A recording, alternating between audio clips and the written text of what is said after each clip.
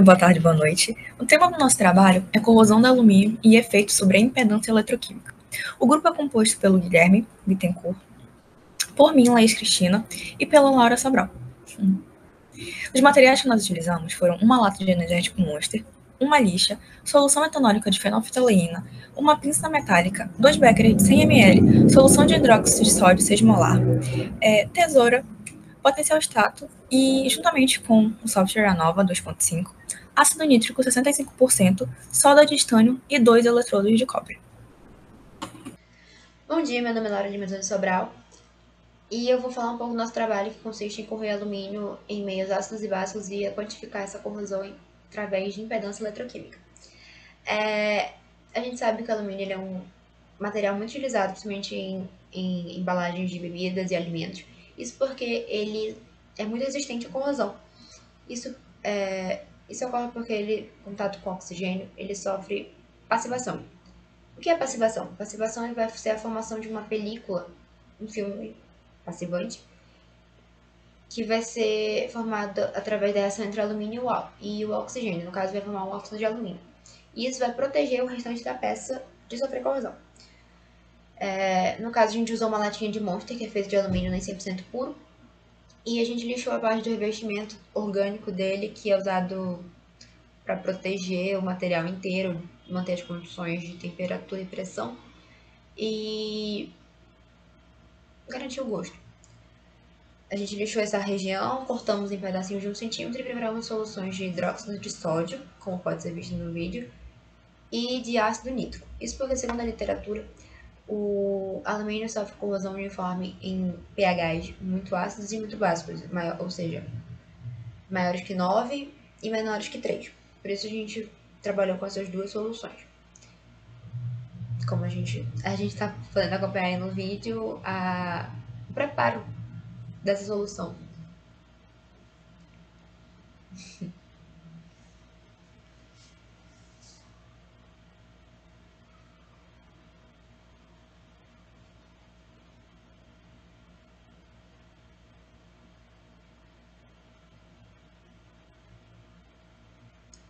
Colocamos os pedaços de alumínio cortados dentro das soluções, dentro da capela.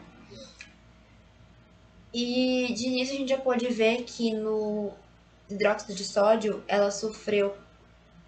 a reação foi instantânea, extremamente rápida. Deu para ver desprendimento de hidrogênio no becker e que ela já vai sendo bem corrida. Esse aí é o hidróxido de sódio.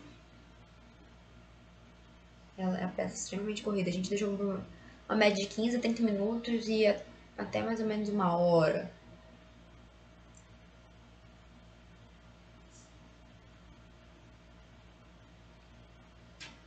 Ela foi extremamente corrida, como dá pra ver na imagem do vídeo, que foi tão corrida que só sobrou uma área transparente.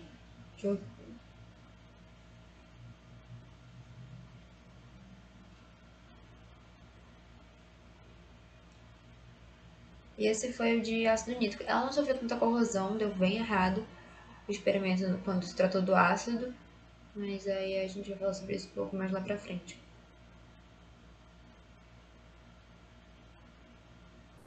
Bom, para o segundo dia de experimento, nós preparamos uma solução contendo cloreto de sódio 3,5% para ser usada mais tarde. Juntamente com a solução de cloreto de sódio que nós estávamos preparando, nós utilizamos uma solução de ácido nítrico, bem parecida com aquela que nós usamos no primeiro dia. E nós deixamos as duas descansando por volta de uns 30 minutos.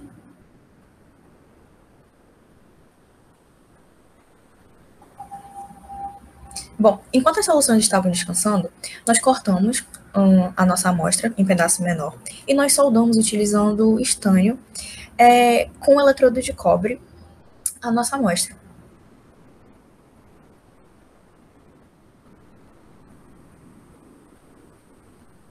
Como a nossa amostra já está soldada ao eletrodo de cobre, nós pegamos a solução de cloreto de sódio que estava descansando e nós colocamos 9 ml da solução de cloreto de sódio na célula onde está contendo o eletrodo de trabalho, o eletrodo de referência e o contra-eletrodo. A partir disso, nós vamos extrair nossos dados.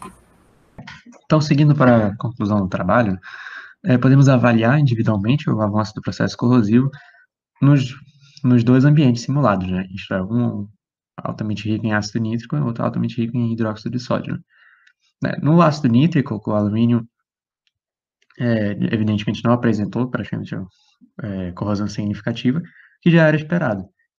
Tanto porque, se observarmos aqui o diagrama de Poirot, a passivação no alumínio é bastante estável até faixas de pH bastante ácidas, valores de pH abaixo de 4, por exemplo, que até podem ser alcançados por uma solução bem concentrada de ácido nítrico. Mas ainda há outro fator, que é a interação do alumínio com o próprio íon nitrato, que é altamente oxidativo. Então, perdão, é altamente oxidante. Então, além da relativa estabilidade em meio ácido, a camada passivadora se regenera numa velocidade equivalente ou talvez até superior à da sua degradação, por causa da reação de retorno, né, da oxidação do alumínio na presença do íon nitrato. Já avaliando a corrosão em meio alcalino, a camada passivadora pode ser desestabilizada facilmente em faixas de pH apenas levemente alcalinas.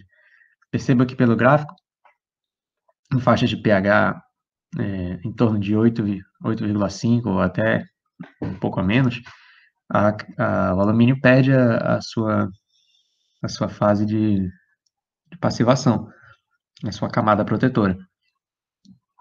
Por isso que no experimento efetuado, nós utilizamos a fenolftaleína, que tem um ponto de viragem próximo a essa fronteira.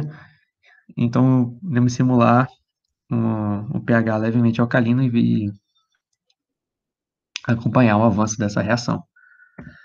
Então, em meio alcalino, as reações de corrosão do alumínio se dão dessa forma. Primeiro, tem a reação do hidróxido com a camada passivadora de óxido de alumínio, formando as partículas de hidróxido de alumínio, né, que no fim se agregam na forma do aluminato de sódio.